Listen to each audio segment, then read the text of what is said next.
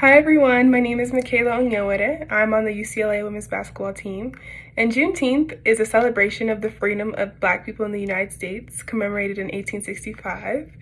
This year, my family and I will be celebrating Juneteenth by attending the annual Juneteenth parade held in downtown Denver, where there's going to be a lot of good food, good music, and vendors who also are selling Black-owned products. This is something that I've been going to since I was a little girl, so I'm very excited to see what this year has in store for my family and I. I do believe that this year will be a little bit different, though, because of the unfortunate events that our nation has been seeing. It's been a very sad and disappointing couple weeks for people who look like me. And so I hope during this Juneteenth season, people are able to take some time to celebrate their Blackness, even when it feels like it's not celebrated enough. I hope everybody has a great Juneteenth holiday. I hope everybody's staying safe during this pandemic, and go Bruins. My family and I actually never celebrated Juneteenth in the past. However, we was always educated about it, as well as other Black history. I think that Juneteenth this year is a lot different due to all these Black Lives Matter protests and movements. It really shows the power of social media. Juneteenth and other Black history is something that isn't really emphasized enough in education systems. This year, I think it's important to spread the word about Juneteenth and celebrate it as it should be, like a national holiday, as well as educating those around us and on our various social media platforms on as much Black history as we can possibly. I think the awareness of this holiday is specifically heightened this year, this summer, because of the Black Lives Matter movement, and people are angry and people are loud and people are going to tell you about it, and everyone's just here to get educated. So I also think that this holiday was not as big to people because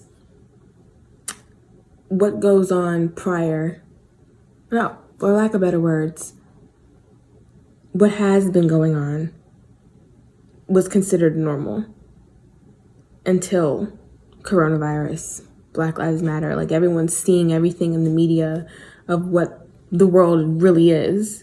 So this year I just think it's enunciated because we want to be heard.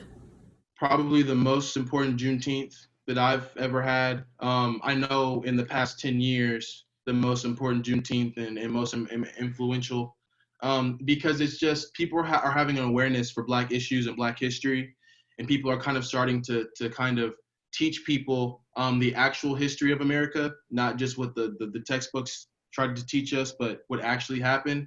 Yeah, I think it's just like an eye-opening experience for people to actually see the history and what Black people had to go through. And it wasn't just they wrote a bill and slavery was over and now there's no racism in the world and everything's perfect.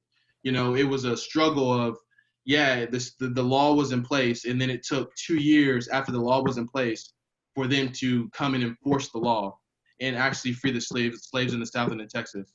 I think it's just an influential moment for America. One, I think it's the most important one. Two, because of everything going on and the movements, and we're kind of seeing kind of a repeat of the civil rights movement, kind of how everybody's protesting and how everybody's kind of starting to speak out and kind of just fed up with what's been going on in America. So I feel like this Juneteenth will give America kind of an insight to Black history, just a little nugget, and kind of open the door to learn more. Hi, I'm Ryan. I am a former Stanford women's soccer player, class of 2017. And for Juneteenth, I'm celebrating by organizing a block party for my block in Brooklyn and ordering from Black-owned businesses in the neighborhood and serving everybody and turning up and being my Black self with my community. So happy Juneteenth. One, it's amazing that the New York Liberty are putting on a panel on Friday. And so this is something that came from the organization that I wasn't like pushing, which is kind of a surprise because sometimes you get that of like, we need to do this pride parade. We need to talk about this issue. So the team put this panel on and asked me to speak on it. So that was really cool. That's something I could just plug into. And I hope, one of the things I hope from this panel and for people to understand, and now that we're starting to celebrate like the Pac-12 is, and you're seeing other organizations highlight this holiday, is I hope one, it can eventually become a national holiday. And then two, I hope that people just start to learn and understand more of our history and the education behind it, because a lot of people just don't even know what Juneteenth is. Like, I hope it's the most Googled thing on Friday because people see it and are like, oh, wait, the Emancipation Proclamation happened in 65, but like we didn't, or I think it was 63 or whatever the year is, but we couldn't, there were still people that were enslaved that literally like an army had to come and release them in Texas. And that's where the Juneteenth comes from, just understanding that the deep history of this country. And that I hope that's something we could just start to own, because it just is, you know, and I think we won't move forward and get healing until we start to own that. And it's cool to see things like this finally get highlighted, because it all starts with awareness, because we just don't know what we don't know, you know?